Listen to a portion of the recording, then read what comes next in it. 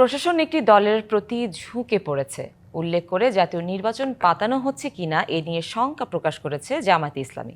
সংগঠনের নায়েবে আমির ডাক্তার সৈয়দ আব্দুল্লাহ মোহাম্মদ তাহের বলেন, এমনটা হলে আবারও ধ্বংসের দিকে যাবে দেশ।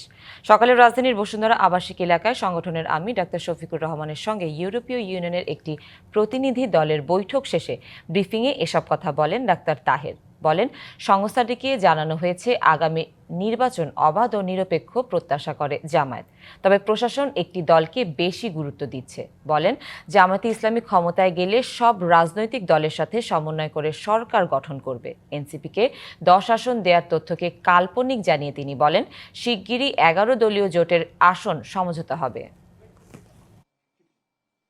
আমার কাজ হচ্ছে ব্রিফ করা, প্রশ্ন করার দায়িত্ব আপনাদের।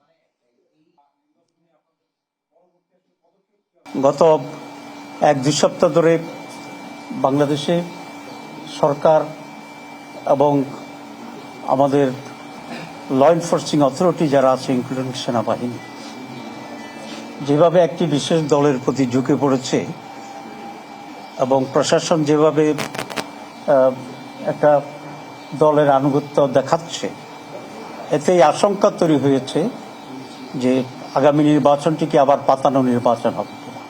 নতুন এবং ফিরে আসা গ্রাহকদের জন্য নগদে চলছে ক্যাশব্যাক সহ প্রতিদিন হাজারো উপহার জেতার সুযোগ। হবে আশা আর ফেরা, সারপ্রাইজ সেরা।